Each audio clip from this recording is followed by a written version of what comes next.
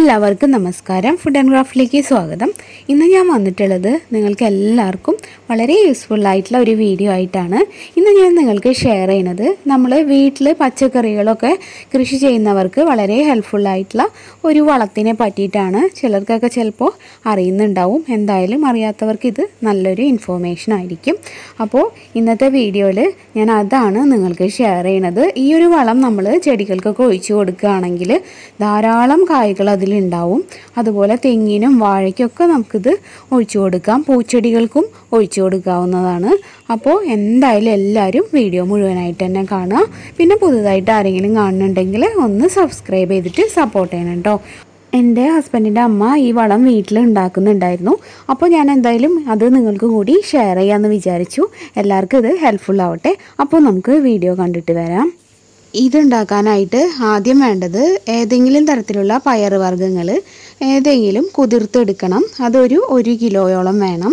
നമുക്കിപ്പോൾ വീട്ടിൽ പ്രാണിയൊക്കെ വന്നിട്ട് ഒഴിച്ചു കൂത്തിയിട്ടൊക്കെ കേടായിട്ടുണ്ടെങ്കിൽ ആ പയറൊക്കെ നമുക്ക് കുതിർത്തിട്ട് ഈ ഒരു കാര്യത്തിന് വേണ്ടിയിട്ട് ഉപയോഗിക്കാം. അതുപോലെ വേണ്ടത് പഴമാണ്. നമ്മൾ കറുത്ത് പോവാറായ പഴമൊക്കെ ഉണ്ടാവില്ലേ, അതിൽ നിന്ന് 1 കിലോ. പിന്നെ അടുത്തതായിട്ട് വേണ്ടത് നമുക്ക് പച്ച ചാണകമാണ്. പച്ച ചാണകം ഒരു 5 കിലോയോളം വേണം. പിന്നെ വേണ്ടത് ശർക്കരയാണ്. ശർക്കര 1 കിലോ വേണം. ഗോമൂത്രം 5 ലിറ്റർ വേണം. പിന്നെ വേണ്ടത് നമുക്ക് സാധാരണ നമ്മുടെ വീട്ടിലൊക്കെയുള്ള മണ്ണില്ലേ, മണ്ണൊരു ചെറിയ പാത്രവും വേണം. ഒരു 2 പിടിയോളം വേണ്ടത്. പഴവും പിന്നെ പയറും നമുക്ക് അരച്ചെടുക്കണം. പയറിപ്പോൾ കുതിർത്ത് വെച്ചുകൊണ്ട് അരച്ചെടുക്കാൻ ബുദ്ധിമുട്ടൊന്നുമില്ല. അത് രണ്ടും ഇവിടെ അരച്ചെടുത്ത് വെച്ചിട്ടുണ്ട്. ഇതിപ്പോൾ കുറച്ചൊരു ലാർജ് സ്കെയിലാണ് ഉണ്ടാക്കുന്നത്. ഒരു 200 ലിറ്ററൊക്കെ വെള്ളം കൊള്ളുന്ന ഒരു ഡ്രമ്മിലാണ് നമ്മളിവിടെ ചെയ്യണത്.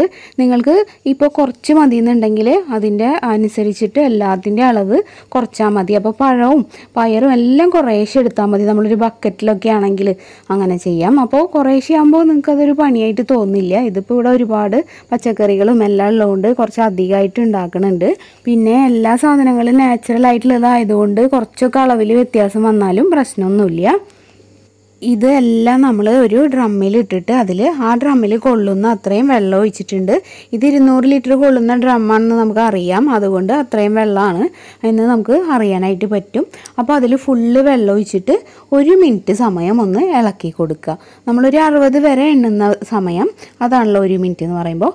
അങ്ങനെ ഇളക്കിയിട്ട് നമ്മളത് എടുത്ത് വയ്ക്കുക. അങ്ങനെ കാലത്തും വൈകിട്ടും ഒരു 3 ദിവസം ഈ ഒരു പ്രോസസ്സ് നമ്മൾ റിപ്പീറ്റ് ചെയ്ത് കൊടുക്കുക. അപ്പോൾ അതൊക്കെ ഒരു കോല് വെച്ചിട്ട് ഇതുപോലെ ഒന്ന് ഇളക്കി കൊടുത്താൽ മതി. ഇതുപോലെ ഒരു ചാക്ക് വെച്ചിട്ട് നമുക്കിത് മൂടി വയ്ക്കാം. ഇപ്പോൾ നമ്മുടെ ജീവാമൃതം ഇവിടെ റെഡി ആയിട്ടുണ്ട്. ഇതിപ്പോൾ ഒരു 3 ദിവസം രാവിലെയും വൈകിട്ടും ഇളക്കി കൊടുത്തിട്ടുണ്ടായിരുന്നു. ഇനി നമുക്ക് ഇതിൽ നിന്ന് 1 കപ്പ് എടുത്തിട്ട് 7 കപ്പ് വെള്ളം കൂടി മിക്സ് ചെയ്തിട്ട് വേണം നമ്മുടെ വീട്ടിലുള്ള പച്ചക്കറികൾക്കൊക്കെ ഒഴിച്ചു കൊടുക്കാനായിട്ട്. അതുപോലെ തന്നെ പൂച്ചെടികൾക്കൊക്കെ നമുക്ക് ഒഴിക്കാം. വെള്ളം നന്നായിട്ട് മിക്സ് ചെയ്യണം കേട്ടോ, അത് മറക്കരുത്. അതുപോലെ നമുക്ക് തെങ്ങിനോ വാഴയ്ക്കോ എന്തിനോ ഒഴിച്ചു കൊടുക്കാം. ഇപ്പോൾ തെങ്ങിനൊക്കെ ആണെങ്കിൽ ഒരു ചെറിയ ബക്കറ്റിലൊക്കെ ഒഴിച്ചു കൊടുത്തിട്ട് വേഗം തന്നെ നനച്ചു കൊടുത്താലും മതി. അപ്പോൾ നിങ്ങളെല്ലാവരും എന്തായാലും ഇത് ട്രൈ ചെയ്ത് നോക്കണം. ഇതിപ്പോൾ ഞാൻ ഒരുപാട് ഉണ്ടാക്കിയതുകൊണ്ട് ചിലപ്പോൾ കുറച്ച് വലിയൊരു സംഭവം പോലെ തോന്നും. ഇപ്പോൾ നമ്മൾ കുറച്ചൊക്കെ ഉണ്ടാക്കുകയാണെങ്കിൽ കുറച്ച് പയർ, കുറച്ച് പഴം, കുറച്ച് ശർക്കര അങ്ങനെയൊക്കെ ചെയ്തിട്ട് ചെയ്യുമ്പോൾ അത്ര വലിയ ബുദ്ധിമുട്ടൊന്നും ഉണ്ടാവില്ല. പക്ഷെ നല്ല റിസൾട്ടാണ്. വീട്ടിലൊക്കെ പച്ചക്കറികൾ കൃഷി ചെയ്യുന്നവർക്ക് അതുപോലെ ധാരാളം പൂച്ചെടികളൊക്കെ ഉള്ളവർക്ക് വളരെ എഫക്റ്റീവായിട്ട് നല്ല റിസൾട്ട് കിട്ടുന്ന ഒരു വളമാണിത്.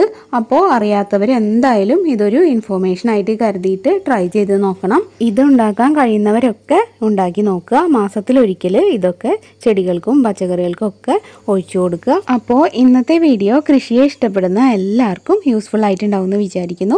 വീഡിയോ ഇഷ്ടമായിട്ടുണ്ടെങ്കിൽ തീർച്ചയായും ഈ വീഡിയോയ്ക്ക് ഒരു ലൈക്ക് തരിക. പിന്നെ ഈ വീഡിയോ നിങ്ങളുടെ ഫ്രണ്ട്സിനും റിലേറ്റീവ്സിനൊക്കെ ഷെയർ ചെയ്ത് കൊടുക്കുക. പിന്നെ നിങ്ങളുടെ അഭിപ്രായങ്ങളൊക്കെ കമൻറ്റിലൂടെ അറിയിക്കുക. പുതുതായിട്ട് ആരെങ്കിലും നമ്മുടെ ചാനൽ കാണുന്നുണ്ടെങ്കിൽ ഒന്ന് സബ്സ്ക്രൈബ് ചെയ്തിട്ട് സപ്പോർട്ട് ചെയ്യണം കേട്ടോ. സബ്സ്ക്രൈബ് ചെയ്യുമ്പോൾ ബെല്ലൈക്കൺ ക്ലിക്ക് ചെയ്യാനും അതിന് നേരെയുള്ള ഓൾ എന്നുള്ളൊരു ഓപ്ഷൻ എനേബിൾ ആക്കാനും മറക്കരുത്. എന്നാലേ നോട്ടിഫിക്കേഷൻസ് ഒക്കെ കറക്റ്റായിട്ട് കിട്ടുള്ളൂ. പിന്നെ നമ്മുടെ പുതിയ ചാനലായിട്ടുള്ള പ്രാർത്ഥനാസ് വേൾഡും ഒന്ന് കണ്ടു നോക്കിയിട്ട് സപ്പോർട്ട് ചെയ്യണം. അപ്പോൾ ഇന്നത്തെ ഈ വീഡിയോ ഇത്രയ്ക്കേ ഉള്ളൂ. നാളെ മറ്റൊരു നല്ല വീഡിയോ ആയിട്ട് വീണ്ടും വരാം. എല്ലാവർക്കും നന്ദി.